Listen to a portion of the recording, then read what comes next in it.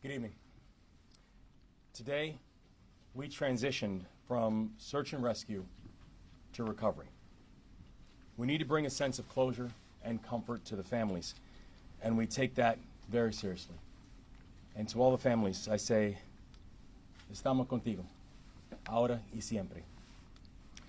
Less than an hour after the collapse, we had divers in the water at 2:25 a.m. to begin search and rescue. This morning, we had divers in the water starting at 6 a.m. for search and recovery. This is not a conclusion. It's a continuation. And we take this phase just as seriously and just as personally as we took the last phase.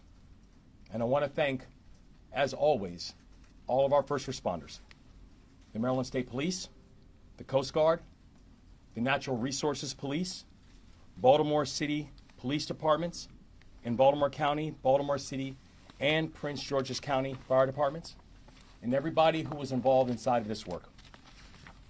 Now, I can tell you over these past days, we have heard an outpouring of thoughts and prayers coming in from all around the world. For Baltimore, for Maryland, for the victims, and for their families. And to everybody who is sending out those prayers, I want to say that we have felt them, and we've been comforted by them. To everybody who has shared kind words, we want to say that we appreciate the words and the kind gestures that you have shown. And we also want to let everybody know this, that going forward, we're also going to need your support. The collapse of the Key Bridge is not just a Maryland crisis. The collapse of the Key Bridge is a global crisis. The national economy and the world's economy depends on the Port of Baltimore. The port handles more cars and more farm equipment than any other port in the country. Last year alone, the port handled $80 billion of foreign cargo, the largest in the country. Now, in the last 24 hours, that we've had a chance to work with the Navy to mobilize major resources all around to be able to make sure that we are getting things moving, and this has happened at record speed. And I was informed that they are still assessing the area and organizing with a thorough plan of action. This afternoon, I also had the chance to meet with the Maryland Department of Transportation and my executive team and all the leaders there. And we talked about how we are going to continue to mobilize assets at all levels of government and society to make sure that we are moving forward collectively with our response. Today also, Maryland submitted our request to the Biden-Harris administration asking for emergency relief funds to assist in our work going forward. And I had the opportunity to speak to the president again today by phone. I'm thankful also that we're here joined by Tom Perez, who I know is also going to share words later on. And Tom, it's wonderful to see you here, and thank you for the continued support and work. So the thing we know is this. I do not know at this point what the total costs are going to be. I do not yet know what the full timeline is going to be. But the thing that I do know is that the task in front of us, it will be real. It will be daunting. But despite this task ahead of us being daunting, I can tell you right now, our resolve is unshaken. We will get to completion. We will do it together. This work will take time, but we are going to make sure that we are going to leave no one behind. We are going to take care of our people. At least 8,000 workers on the docks have jobs that have been directly affected by the collapse.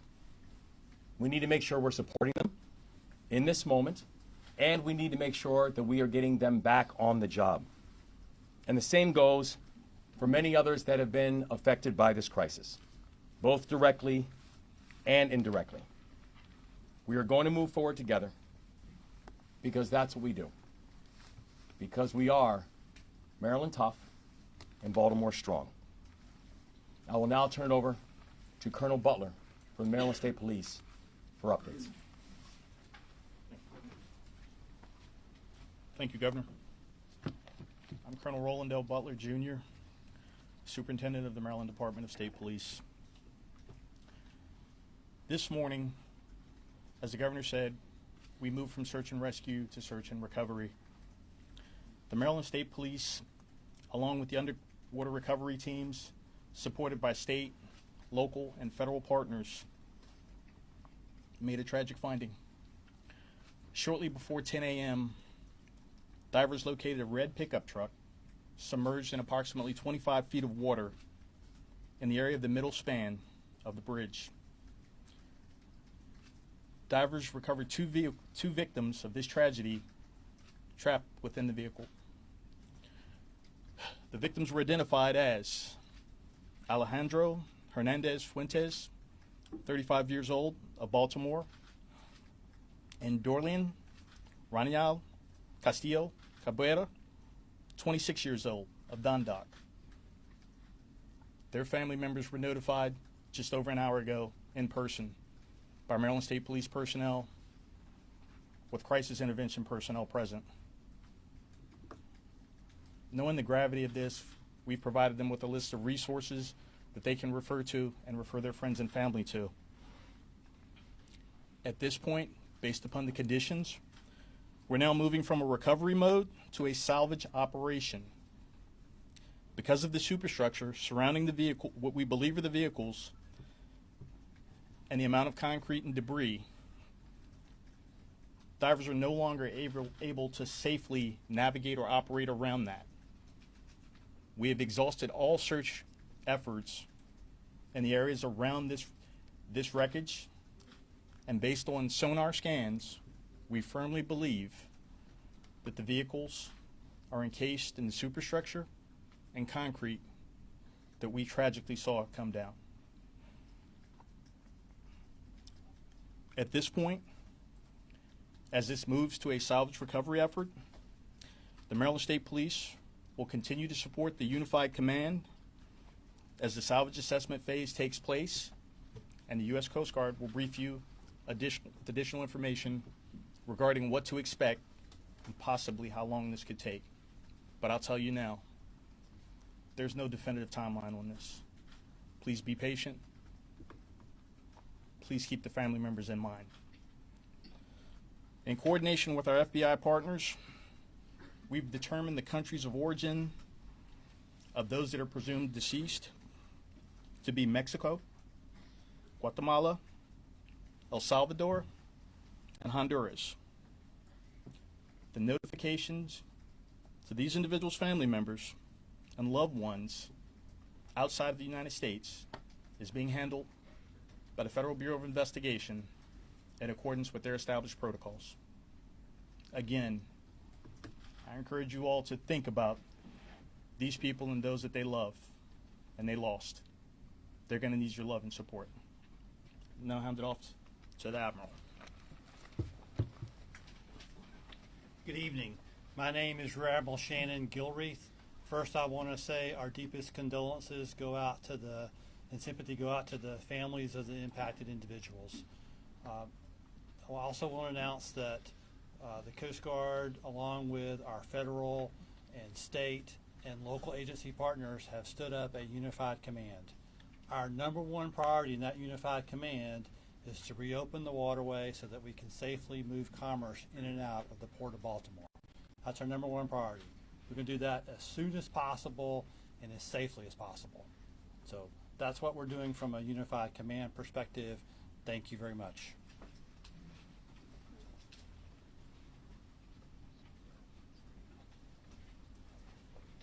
Good evening. I'm Paul Wiedefeld, Secretary of Transportation.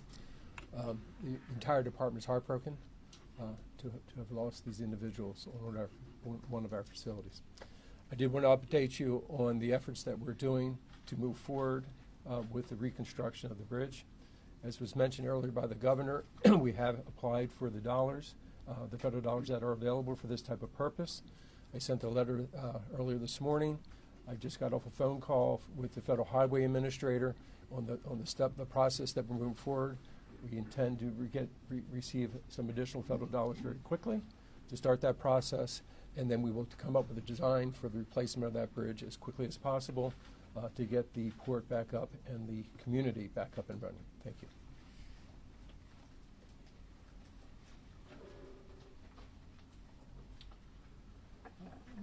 Senator Ben Cardin, first let me express our deepest condolences to the families of the victims of this horrible tragedy. And I also want to personally thank all the first responders. I had a chance to see firsthand some of the diving activities, and it was extremely challenging, to say the least.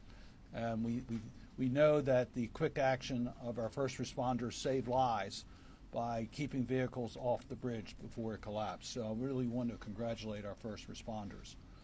When you have a catastrophic event like this that affects transportation infrastructure that's critically important to our community and to our region, the federal government comes to your help.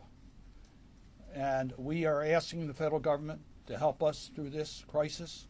President Biden has responded in a very direct way.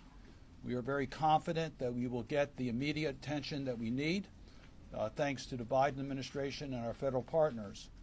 We also will need the help of the Congress. Senator Van Hollen and I will be working with our entire congressional delegation to make sure that we provide the necessary authorization, support, and resources to make this recovery complete, and that we can move as quickly as possible.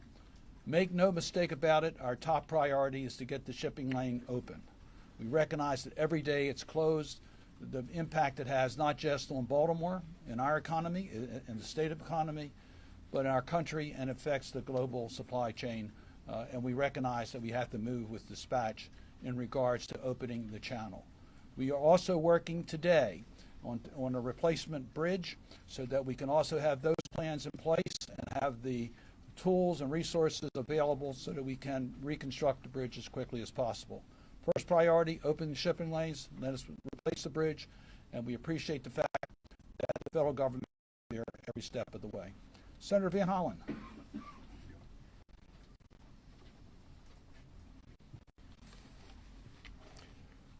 I want to start where the governor and Senator Cardin and others by saying to the families of the 6 that we lost in this tragic accident that our hearts go out to you, and we as the Maryland family will do everything we can to provide you with the resources that you need in this very difficult time. It's also a solemn reminder of both the contributions and the sacrifices that our immigrant families make in our community and around the country. And I also want to thank the first responders for, first of all, the search and rescue operation, and now the recovery operation. Thank you all for the hard work that you're doing. As others said, we have 2 priorities. The most urgent priority is to open up the Port of Baltimore, because as the governor laid out, it is essential to the livelihoods of people here in Baltimore and Maryland, and in fact, the economies of the region, and will impact people around the country and around the world. The Port of Baltimore is that important, and it is the 8,000 people who are working there directly, the tens of thousands of people whose economic livelihood is tied up with the port. So I want to thank the President of the United States, who called many of us yesterday and then spoke to the nation, is already delivering on his promise, which he has ordered the Army Corps of Engineers to do everything necessary to clear the channel so that we can reopen those shipping lanes. If we have to open one first and over a period of time, I think we're going to do whatever we can to make sure that we have ships passing through as soon as possible. The Army Corps of Engineers, the federal government, will pick up the costs for that, and those funds are available. I saw preliminary estimates between $40 and $50 million, but they are very preliminary. But the bottom line is the Army Corps will pick up the costs. I want to commend the governor and his team for their fast action in putting forward the notice that they're going to apply for the federal emergency relief fund, part of the federal Department of Transportation's program, the Federal Highway Administration. We will be working very closely with the governor, Secretary Wiedefeld, and others, and their team as you process that. Just to give you all a sense of what that means, you can draw down funds immediately for some of the costs of diverting traffic and other immediate costs to adjust to what happened in the short term. And then going forward, that relief fund provides a strong federal match. We believe it will be 90-10 in terms of the federal share. For the 10% remainder, Senator Cardin and I will be working very closely with the President and our colleagues in the Congress to make sure that we meet President Biden's pledge to do as much as possible to make sure that the federal government picks up the costs. Some have asked about the ship owners themselves. Obviously, as the NTSB conducts its review, we'll have a better idea of exactly what happened. And if anybody is liable for negligence or wrongdoing, you can be assured that we will be pursuing those funds as part of the cost share. From the congressional point of view, we will be pursuing, as I say, what we hope will be about 10% of the total costs through the legislative process. We will push to make any increases necessary in that emergency federal fund, and again, put forward legislation. Senator Cardin and I are in the process right now of reaching out, putting a phone call into Speaker Johnson because we think that this is something where Americans should come together. This should not be a question of Republicans or Democrats. This is an American challenge. We are a great American city here in Baltimore, and we're hoping that all of our colleagues will come together and join us in making sure we rebuild the bridge.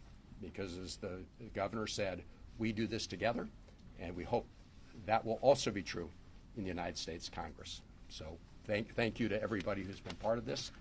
I'm now going to turn it over to the mayor of to Tom Perez, another great Marylander who is now at the White House doing wonderful work with the president. Tom Perez. Thank you so much. Good evening. My name is Tom Perez, and I have the privilege of serving as a senior advisor to President Biden.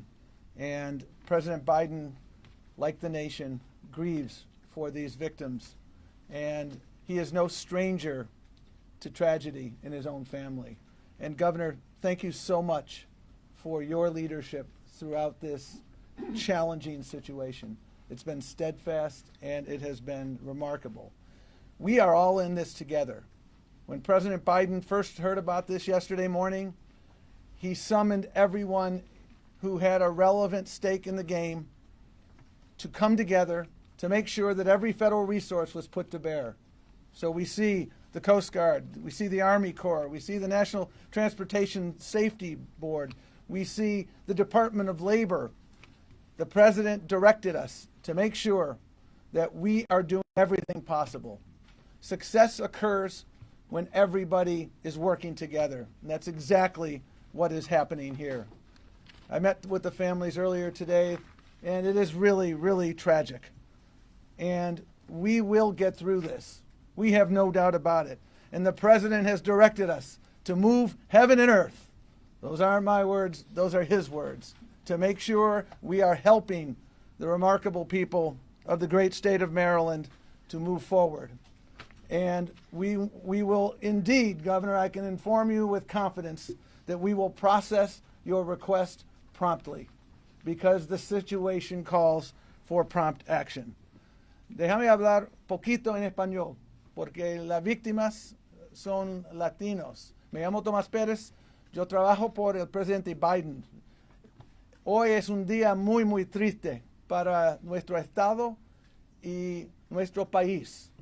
Y el presidente entiende bien el sufrimiento de la comunidad. Y el presidente en la dama primera, las oraciones de ellos son con la familia de las víctimas. Presidente Biden entiende bien la necesidad de construir la puente, de construir oportunidad para todos los residentes de Maryland y vamos a trabajar juntos en esta causa. We will continue this work, whether it's the Department of Labor, whether it's our colleagues who are here today. We will do that together because that is what teamwork is about. Thank you for being the captain of the team, Governor, and we will continue to move forward. And speaking of other members of the team, it's an honor to present to you the mayor of the great city of Baltimore, Brandon Scott.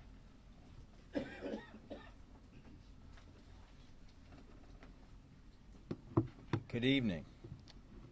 First and most importantly, to each of the families, know that my heart and the heart of the entire city of Baltimore is with you and will be with you forever. To every first responder, whether you're from Baltimore Fire, Baltimore Police, Maryland State Police, or the Coast Guard, our county partners, thank you. Thank you for being fearless and selfless and for putting your life at risk to save others, as you did yesterday, today, and each and every day. To Baltimore, we are all hurting, but we must be reminded in this moment that we are Baltimore.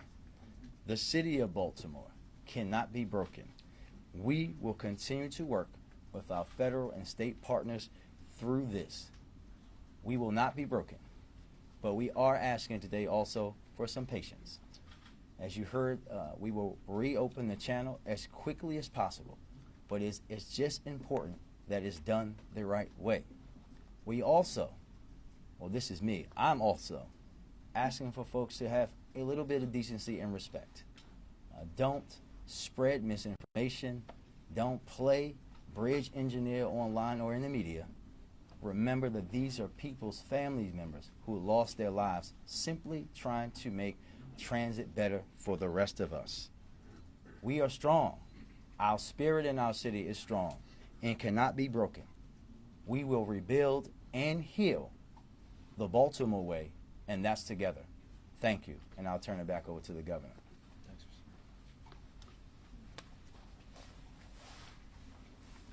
Thank you all. We're going to take some questions. Start with Aaron Cox from the front. Hi, sir. We've heard a lot of reports that the ship had engine failure before it got to port. There were some problems as well as at port. What do you know about the state of the ship as it was pulling out right before it hit that bridge? We're still under investigation as to what exactly happened, and we don't have a declarative answer as to why there was power challenges and power issues. The thing that we do know is that we have documented that there were power challenges as the freight was coming up on the bridge, and when the Mayday call was coming in, the Mayday call came in because of the power issues and the lack of ability to steer the vessel. Can I follow WBAL? up? Yeah, I just wanted to follow up on that and say, by power challenges, do you mean reports that it lost power before it even left the port? And can possibly Secretary Wiedefeld, can you confirm that one of the two people rescued yesterday was a state inspector?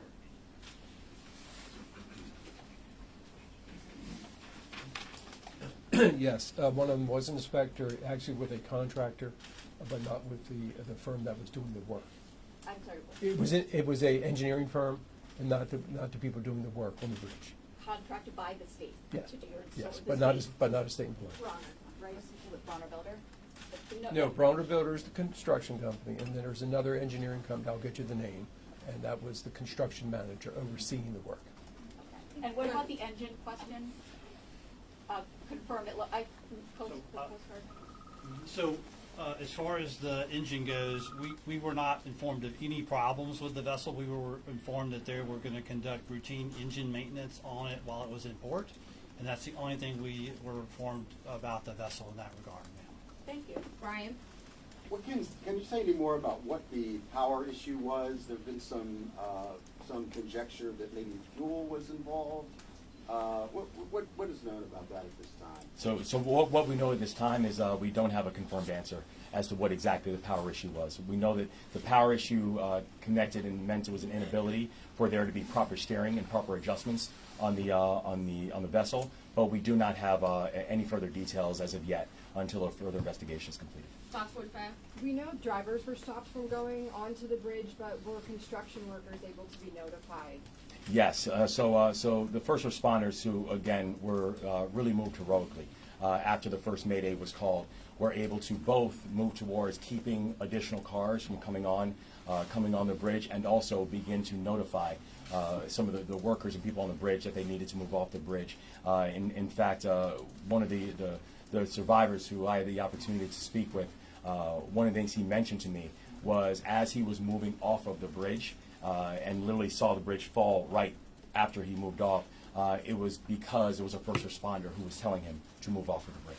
I'm sorry, how did that communication happen? That's the first I've heard of it. How were they able to communicate with the crew? Was it on the other radio channel? Well, with the first responders, when they were first responding and they began to move and to keep cars from coming on, they were also notifying people on the bridge they need to move off the bridge. Yeah, but how?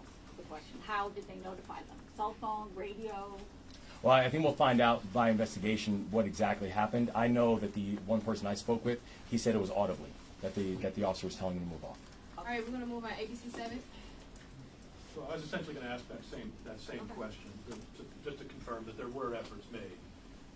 All right. They were right, yes. The Senator. Yeah, Paul Person, do you support the proposed Port Act in spite of the state's current fiscal situation? I've not gone through the Port Act in detail. The thing that I know is that we will work in coordination with the General Assembly with a response. We will work with we're thankful for the work that we're having on the federal side, of the federal delegation and our partners in the White House on it as well. And we know the response that we are going to have as a state is one that needs to be coordinated and one that we are going to do and make together. All right, right here. Can you confirm that the two people that were recovered today were some of the construction workers that were part of the crew? And can you also give us a timestamp for when divers had to come out of the water today? Obviously, the water was terrible, or the weather was terrible. Yeah, I can speak to the first question, and Admiral.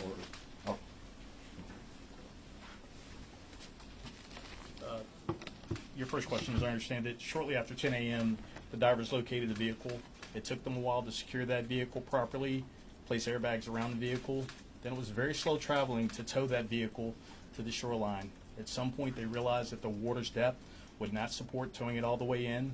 It was at that point the deceased were removed from the vehicle and brought to the shore, where they were placed in the custody of the medical examiner's office.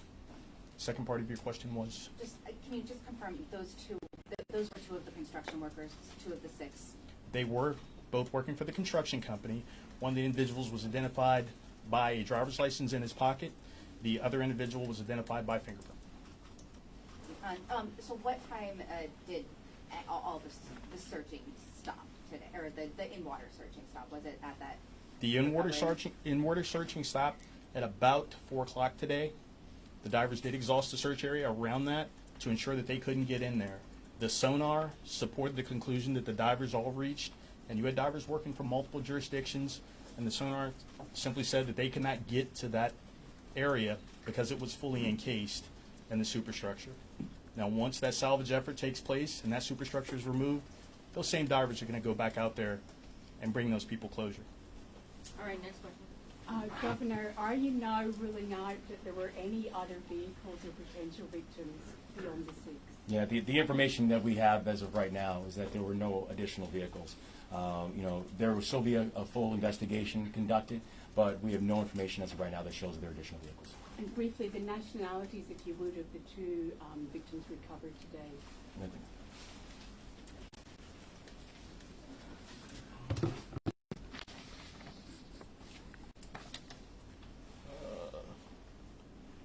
This shows Mr. Alejandro Hernandez Fuentes, lived in Baltimore, but was from Mexico.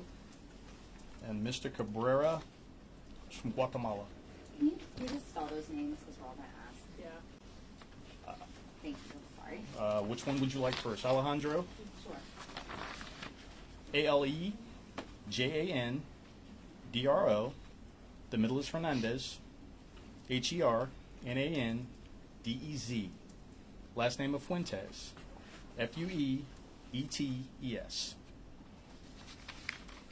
Your second victim. First name spelling Dorlian.